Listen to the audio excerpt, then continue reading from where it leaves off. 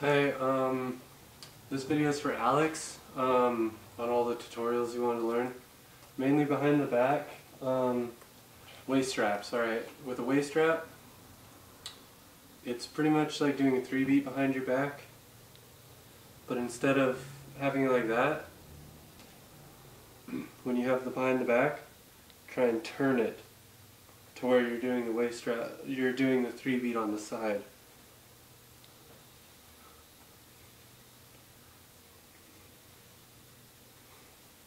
It's not that hard. I mean, you can start out to where, because most people when they do a 3-beat at the beginning they move like this. So when you do it, just move with it if you have to. I mean, it's not too difficult, it's just learning how to turn your 3-beat. Because I mean, if you can do the reverse 3-beat, I usually do reverse because forward's a lot harder for me. Yeah, see, forward 3-beat is a lot harder than me, but if you do it reverse, I find it a lot smoother just because it just feels more comfortable. And then, here, I'm only doing it with my right hand. So my right hand, this is just behind the back, and then behind the back 3-beat is, I'll turn around.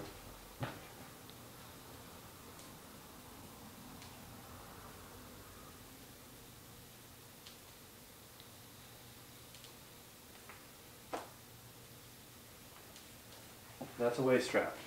Alright, behind the back wraps. Mainly, if you can do these, all you gotta do is throw them back a bit. And that's behind the back wraps. And you can do all kinds of variations. You can also do it to where you just do arm wraps, where it's like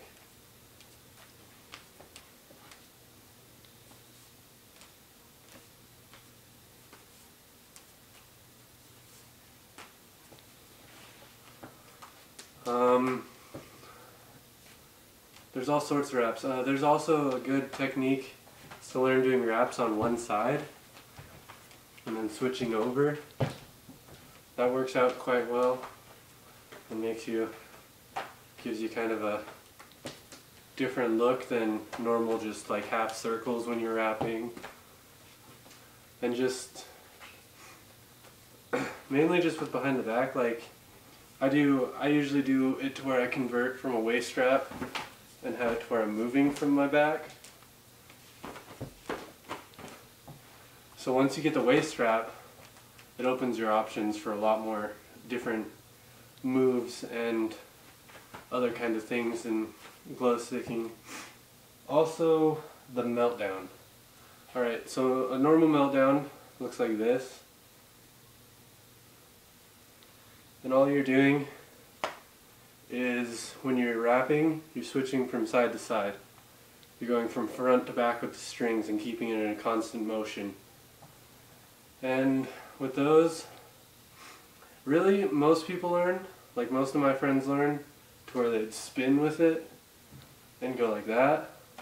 But I always learned just like this because I think it's because I'm so thin and I'm a flexible motherfucker. But I don't know. Well, let me do it with one hand to show you. You pretty much just go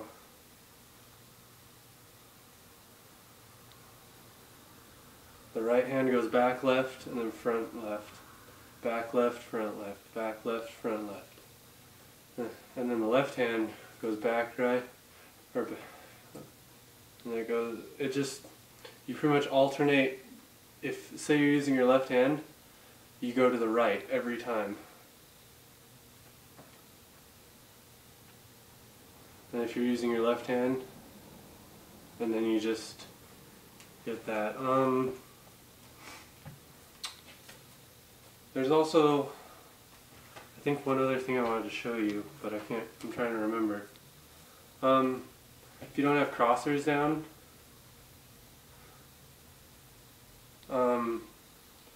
the way I could explain it, the way I learned is,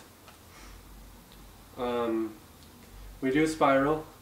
If your strings go to the right, then you go when you enter into the crosser, you can do it after a spiral or whatever, but if your strings go to the right, the way you want to enter is right arm under and left arm on top, and then you go forward, back, left, forward, back, left, forward, back, left. And then it just makes a circular motion to where they go around your body.